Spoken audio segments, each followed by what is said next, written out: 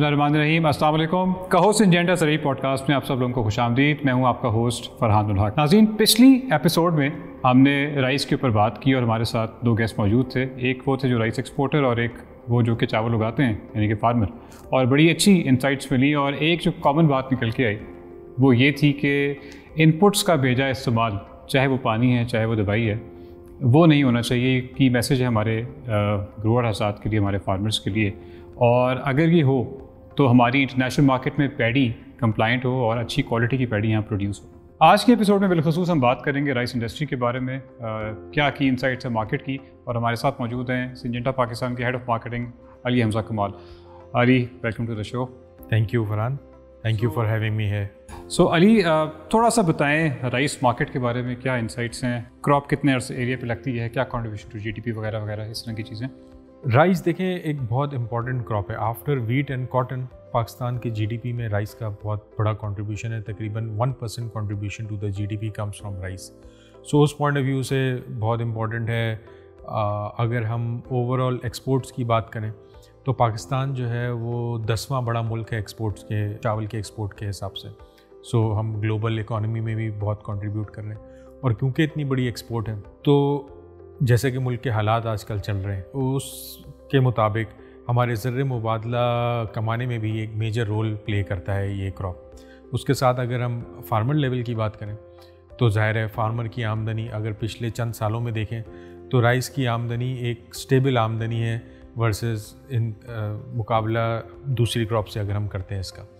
So all in all, चाहे वो farmer हो, चाहे वो मुल्क हो, चाहे वो राइस मिल्स हों, चाहे वो एक्सपोर्टर्स हों, सबके लिए ये पिछले चंद सालों से एक प्रॉफिटेबल क्रॉप है। सो इसलिए इसकी इम्पोर्टेंस और भी कहीं ज़्यादा बढ़ जाती है बनिस्बत दूसरी क्रॉप्स के। ठीक है। अच्छा हमसे, हमारा पिछला पॉडकास्ट है और वहाँ एक ना बड़ी कॉमन सी बात निकल के आई कि फार्मर की प्रैक्टिसेस पे अभी भी बहुत ज़्यादा काम होने की ज़रूरत है। और इसकी वजह है कि हमारी पैडी कंप्लाइंट पैडी नहीं होती, इंटरनेशनल मार्केट में चैलेंजेस आते हैं। एज इनपुट प्लेयर आपकी क्या टेक होगी इसके ऊपर? आप फील्ड में बहुत ज़्यादा मैंने विजिट भी करते हैं, फार्मर्स को मिलते हैं, मार्केट को देखते हैं, क्या आपकी टेक होगी इसके ऊपर? सबसे रीसेंट जो हमने प्रोग्राम लॉन्च किया है सिंजेंटा पाकिस्तान ने वो है धान की शान। अब धान की शान प्रोग्राम क्या है? धान की शान एक ऐसा प्रोग्राम है जिसके मुताबिक हमने पूरा फ्रॉम द बिजाई के से लेके कटाई तक हमने सिंजेंटा के क्रॉप इनपुट्स यूज़ करे। उस चावल को हमने यहाँ प्रोसेस कराया और फिर यूरोप भेजा यूरोफिन की लैब में और उसको टेस्ट किया रेजिड्यूज़ के हवाले से, जो कि एक सबसे बड़ा इशू है एक्सपोर्ट के उसमें। एंड अल्हम्दुलिल्लाह उस चावल में, उस फाइनल प्रोडक्ट में कोई रेजिड्यूज़ नहीं थे और वो it was passed by Eurofin lab. ये 2022 की मैं बात कर। सो उस प्रैक्टिस को हमने नाम दिया धान की शान। अगर हम ज़मीन की तैयारी से स्टार्ट करें तो हमारे पास एनरिच जैसा प्रोडक्ट है। अगर हम जड़ी बूटियों के लिए इस्तेमाल करें तो बहुत मशहूर हमारा प्रोडक्ट है रिफिट। फिर एक बहुत बड़ा मसला अगली स्टेज में आता है, वो है तने की सुंडी, स्टेम बोरर। तो उस पर पिछले 10 साल से हम एक हाई क्वालिटी प्रोडक्ट विटाको के नाम से बेच रहे हैं। और फिर जब सिट्टा निकलने का अमल आता है, जिस वक्त बीमारियों का हमला होता है, वहाँ पे हम फार्मर को रिकमेंड करते हैं एमिस्टार टॉप प्लस इज़ाबियन का स्प्रे करें तो बीमारियों से भी महफूज रहें और पैदावार को भी 10% से इजाफा करें। सो ये इस प्रोग्राम को जब हम फॉलो करते हैं और इसके साथ साथ इस प्रोग्राम में हमने जिंक भी रखा हुआ है, हमने इसमें सल्फ़र भी रखा हुआ है, इसी तरह हमने पोटैश भी रखा हुआ है। इन सब चीज़ों को अगर हम हमारे धान की शान प्रोग्राम के हिसाब से फॉलो करें तो हम ये गारंटी करते हैं कि एक तो आपकी पैदावार निहायत शानदार होगी, दूसरा ये कि जब आप इस पैदावार को प्रोसेस करके एक्सपोर्ट करेंगे तो कोई रेजिड्यू का इशू आपको एक्सपोर्ट में नहीं आएगा। सो ना सिर्फ वो चावल का दाना जो कोई किसान उगाता है वो ना सिर्फ पाकिस्तान की शान बनेगा बल्कि उस किसान की शान बन जाएगा जब वो मिडिल ईस्ट और यूरोपियन ममालिक में कंज्यूम किया जाएगा। यानी कि हम इसको ये कह सकते हैं कि धान की शान जो प्रोजेक्ट है ना सिर्फ किसान की शान है बल्कि एक तरह से मुल्क की शान भी है। मुल्क की शान है। और सिंजेंटा पाकिस्तान का आपको पता ही है हमेशा से ये मकसद रहा है कि हम सिर्फ वो काम करें जो कि ओवरऑल मुल्क के लिए भी फ़ायदेमंद हो, फिर किसान के लिए भी फ़ायदेमंद हो और आखिर में फिर हम कंपनी के फ़ायदे की बात करते हैं। सो मेरी जितने भी काश्तकार भाई इस वक्त ये पॉडकास्ट सुन रहे हैं मेरी उनसे एक गुजारिश होगी, और मैं ये सिर्फ सिंजेंटा की तरफ से नहीं कह रहा हूँ, मैं एक ओवरऑल एग्रीकल्चर मार्केटर की तरफ से कह रहा हूँ कि जब भी वो कोई किसी भी खाद का, दवाई का, जहर का इस्तेमाल करें, हमेशा ये देख के करें कि उसके पीछे कंपनी कौन सी है। मैं ये कभी भी नहीं कहता कि सिर्फ सिंजेंटा के प्रोडक्ट इस्तेमाल करें, लेकिन हमेशा एक ज़िम्मेदार कंपनी के प्रोडक्ट इस्तेमाल करें, ताकि आने वाली नस्लों के लिए, आज जो हम चावल खा रहे हैं और आने वाली नस्लों के लिए हम एक बेहतर मुल्क छोड़ के जाएं, एक बेहतर ज़मीन छोड़ के जाएं। क्योंकि मैं ये समझता हूँ एज़ अ किसान भी कि ये ज़मीन, ये मेरी ज़मीन है, तो ये मेरी ज़िम्मेदारी है। सो इस कॉन्सेप्ट को देखते हुए मेरी हमेशा, जब भी मैं फार्मर से मिलता हूँ, मैं ज़ाहिर है सिंजेंटा का नुमाइंदा होते हुए सिंजेंटा के प्रोडक्ट्स की तो बात करता हूँ, लेकिन मैं उनको एक एडवाइस ये ज़रूर देता हूँ कि हमेशा ज़िम्मेदार कंपनी का प्रोडक्ट्स इस्तेमाल करें। बहुत खूबसूरत बात की कि जी मेरी ज़मीन, ये मेरी ज़िम्मेदारी। और मैं चाहूँगा हमजा थोड़ा सा आप ज़रूर रोशनी डालें कि जो धान की शान सेमिनार होते हैं उसमें हम क्या मुख्तलिफ करते हैं अपने फार्मर्स के लिए। मैंने चूँकि ख़ुद भी अटेंड किए हुए, मैं चाहूँगा कि हमारे फार्मर्स को आप ज़रूर बताएं इस बारे में। जितने भी हमारे राइस के मेजर एरियाज़ हैं, जैसे अपर पंजाब हो गया, सियालकोट, हाफजाबाद, गुजरांवाला, इसी तरह लाड़काना और इसी तरह ठट्टा बदीन, जहाँ पे मेजॉरिटी काश्तकार जो है वो राइस की काश्त करते हैं, वहाँ पे हम ये सेमिनार्स का इनेकाद करते हैं। वहाँ पे हम लाइव डेमो दिखाते हैं अपने प्रोडक्ट्स का कि किस तरह हमारे प्रोडक्ट्स सुंडियों को कंट्रोल करने में, परवानों को कंट्रोल करने में, बीमारियों को कंट्रोल करने में और पैदावार बढ़ाने में किसान भाइयों की मदद कर रहे हैं। और वहाँ से निकल के जब किसान भाई हमारे नया सवेरा स्टोर पे जाएंगे और वो प्रोडक्ट का ख़रीद के इस्तेमाल करेंगे, तो हम गारंटी करते हैं कि अगर आपने धान की शान का प्रोग्राम पूरा फॉलो किया है तो 10 से 15% की इजाफी पैदावार आप हासिल कर सकते हैं, क्योंकि आपकी फसल सुंडियों से पाक होगी, आपकी फसल पे परवानों का इफेक्ट नहीं होगा, बीमारियों से पाक होगी और पैदावार भी ज़्यादा होगी। सो ये पूरा एक प्रोसेस है धान की शान सेमिनार कराने का, कि हम वहाँ पे फार्मर को बुलाएं और उनको उनके सामने दिखाएं कि कितना फ़र्क है एक ऐसी क्रॉप में जिसमें कि आम गैर मेयारी प्रोडक्ट इस्तेमाल हुआ है और एक वो जगह जिसमें सिंजेंटा का प्रोडक्ट इस्तेमाल हुआ है, और आप अपनी आंखों से देखते हैं तो आपको क्लियर डिफरेंस नज़र आता है उसमें। बिल्कुल ठीक है। और नाज़रीन, ये बहुत ही एक अच्छी एग्जांपल है जो कि अभी हमजा ने दी, कि कैसे हम सीइंग इन बिलीविंग का जो कॉन्सेप्ट होता है, यानी देखना ही यकीन करना, हम कह लें जो फील्ड है उसको हम लेके आते हैं एक हॉल के अंदर और डिफरेंट स्टेजेस जो होती हैं पौधे की वो दिखाते हैं फार्मर को और बताते हैं कि धान की शान का जो प्रोग्राम है जिस फार्मर ने किया है, ना सिर्फ उसकी पैदावार ज़्यादा है बल्कि उसकी क्वालिटी, फसल की क्वालिटी भी ज़्यादा बहुत बेहतर है। अच्छा, गुफ्तगू का ज़रा सिलसिला आगे बढ़ाते हैं। थोड़ा सा ये बताइएगा कि हमने क्लाइमेट चेंज का जो एक वर्ड है आजकल बहुत ज़्यादा इस्तेमाल होता है, कैसे इम्पैक्ट कर रहा है राइस फार्मर को। कोई आपके जहन में कोई एडवाइस फॉर द फार्मर, कोई मशवरा कि कैसे वो इसको कोप अप कर सकता है? कोई ऐसी प्रोडक्ट्स हैं सिंजेंटा की जो कि क्लाइमेट चेंज के ऊपर हमने लॉन्च की हैं? चले मैं इसमें दो बातें करता हूँ। एक तो क्लाइमेट चेंज का जो सबसे ज़्यादा इम्पैक्ट आपने नज़र आया होगा वो आया होगा, आपने देखा होगा बरसात के ऊपर। सो जैसे अगर आप आज से 5 साल या 8 साल पीछे चले जाएं तो राइस की काश्त शुरू हो जाया करती थी मई के महीने में। अब क्योंकि बारिशें भी लेट हो गई हैं, इसी तरह राइस की काश्त भी पानी की अवेलेबिलिटी के हिसाब से आगे चली गई है। अब जून में काश्त, जुलाई के अर्ली में काश्त हो रही होती है इसी तरह। अच्छा, अब फिर दूसरा जो चेंज आया वो ये आया है कि बारिश की क्वांटिटी। सो पहले जो बारिश लंबे अरसे के लिए होती थी अब वो छोटे अरसे में होती है और बहुत ज़्यादा एक साथ होती है। तो आपने 2022 के सैलाब भी देखे, वो भी इन्हीं बारिशों की वजह से थे जिससे बहुत नुकसान हुआ था।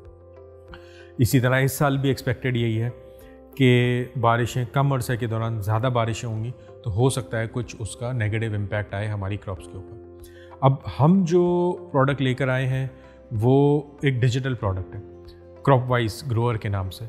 दूसरा जो उसमें बहुत अमेजिंग फीचर है वो है वेदर फोरकास्ट। तो अगले दिन की, अगले हफ्ते की वेदर फोरकास्ट उसमें आपको अवेलेबल होती है, जिसमें कि आप देख सकते हैं कि सबसे अच्छा स्प्रे का टाइम कौन सा है, टेम्परेचर के लिहाज से, बारिश कब होनी है कब नहीं होनी, उसके हिसाब से आप अपनी क्रॉप की क्या मैनेजमेंट कर सकें। तो उस पॉइंट ऑफ व्यू से एक अमेजिंग प्रोडक्ट है, पूरी दुनिया में इस वक्त यूज़ किया जा रहा है और पूरी दुनिया के किसान इससे फ़ायदा उठा रहे हैं, जो कि अब पाकिस्तान में भी अवेलेबल है। अच्छा हमजा, ये बताइएगा, अभी आपने बात की राइस के एरिया के ऊपर, और ओवरऑल क्लाइमेट के इम्पैक्ट के ऊपर क्या मुख्तलिफ अवामिल जो कि हैं, कुछ हमारे कंट्रोल में है, कुछ हमारे कंट्रोल में नहीं है, क्या राइस का एरिया बढ़ रहा है या घट रहा है? अच्छा, राइस का एरिया देखिए, अगर एवरेज बात करें तो तकरीबन 3 मिलियन हेक्टेयर के ऊपर राइस लगती है पाकिस्तान में। ये अच्छे वक्तों में हमने ये भी देखा है कि ये 3.5 मिलियन हेक्टेयर तक भी गई है। पिछले साल ये 2.9 मिलियन हेक्टेयर पे थी, तो तकरीबन 3.2 इस रेंज में वो करती रहती है। सो क्योंकि राइस, जैसे मैंने कहा, एक्सपोर्टेबल क्रॉप है, तो उसमें काफ़ी स्टेबिलिटी होती है प्रॉफिटेबिलिटी के पॉइंट ऑफ व्यू से।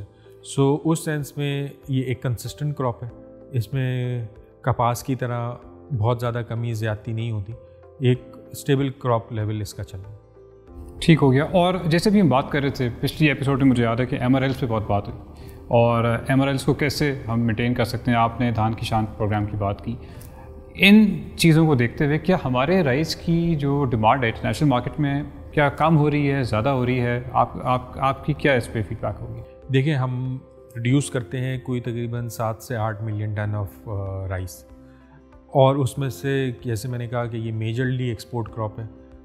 हमारे मुल्क में ज़्यादातर गंदम और गंदम से बने आटे की रोटी खाई जाती है, तो चावल इतना ज़्यादा नहीं खाया जाता। तो तकरीबन इस 7 से 8 मिलियन टन में से तकरीबन कोई 5 मिलियन टन एक्सपोर्ट हो जाता है। ये एक्सपोर्ट पिछले 2 सालों में काफ़ी बढ़ी है। फिर हम जो बात करते हैं, हम अपने जब फार्मर को एजुकेट करते हैं, चाहे हम उससे पर्सनली मिल रहे हों, चाहे धान की शान सेमिनार पे हमने इनवाइट किया हो, हम हमेशा ये रिकमेंड करते हैं कि कटाई से 30 दिन पहले आपने स्प्रे रोक देने हैं। तो अगर आप इस प्रैक्टिस को फॉलो करते हैं, और ये देखें, एज जबकि मैं दवाई और जहर बेचता हूँ, मैं ये भी कह सकता हूँ किसान को कि नहीं ज़्यादा से ज़्यादा स्प्रे करो, मेरा फ़ायदा है। लेकिन ज़िम्मेदार होने के नाते हम अपने फार्मर को ये आगाही देते हैं कि आपने कटाई से 30 दिन पहले हर किस्म का स्प्रे रोक देना है, ताकि जब कटाई हो चावल की, उसके बाद उसकी प्रोसेसिंग हो, और उसके बाद जब एक्सपोर्ट हो तो उसमें कोई भी किसी भी किस्म के जहर का रेजिड्यू ना शामिल हो। और जिस तरह से ये प्रैक्टिस बढ़ रही है, जिस तरह से लोग धान की शान के प्रोग्राम की तरफ तेज़ी से आ रहे हैं, उसी से एक्सपोर्ट में भी आप देखेंगे तेज़ी से इजाफा होगा। बहुत इंपॉर्टेंट पॉइंट यहाँ पर मैं इसको दोहराना भी चाहूँगा कि कटाई से जो अगर हम की मैसेज निकालें हमजा की गुफ्तगू का, कटाई से 30 दिन पहले आपने किसी किस्म की दवाई इस्तेमाल नहीं करनी, ताकि एमआरएल्स को मेंटेन किया जा सके और वो कंप्लाइंट पैडी हो। बिल्कुल ठीक है, सही है। अच्छा हमजा, एक और सवाल आपसे कि सिंजेंटा पाकिस्तान के बहुत सारे इनिशिएटिव्स हैं। आई थिंक एक एपिसोड में सारे शायद हम कवर ना कर सकें, लेकिन सिंजेंटा एक कदम आगे ग्रोअर की तरफ कैसे बढ़ी है, क्या इंटरवेंशंस कर रही है, इसके बारे में बताइए। देखिए, एक चीज़ जो मैं मेंशन करना चाहूँगा, और वो मेरे तमाम सुनने वाले चावल के जितने काश्तकार हैं, वो 2025 में एक नया प्रोडक्ट देखेंगे चावल के ऊपर, जिसका नाम है इंसिपियो। कुछ हजरात ने वो इस साल भी इस्तेमाल किया है, एज आ टेस्ट केस हमने उनको इस्तेमाल करवाया, और वो इतना मुतासर हुए हैं उस प्रोडक्ट से कि वो हमसे कह रहे हैं कि नहीं जी, हमें तो अभी इसी साल चाहिए प्रोडक्ट। लेकिन आपको पता है, हम एक कंपनी है, हम आहिस्ता आहिस्ता चीज़ों को ग्रो करते हैं। तो अगले साल हमारे नया सवेरा स्टोर पे आप एक प्रोडक्ट देखेंगे जिसका नाम है इंसिपियो, और वो एक ही प्रोडक्ट से आप तने की सुंडी यानी स्टेम बोरर यानी लीफ फोल्डर दोनों का कंट्रोल देखेंगे एक ही प्रोडक्ट से। उस पॉइंट ऑफ व्यू से मैं काफ़ी फ़ख्र महसूस करता हूँ कि सिंजेंटा एक ऐसी कंपनी है जो किसानों की मदद के लिए नए से नए जिद्दत से भरपूर प्रोडक्ट लेकर आ रही है। एक तो हो गया इंसिपियो। फिर उसके बाद अगर हम वन स्टॉप सोल्यूशन की बात करें फार्मर के लिए, तो नया सवेरा के साथ साथ अब हमने कुछ सेंट्रीगो स्टोर्स भी लॉन्च किए, आपने देखे होंगे।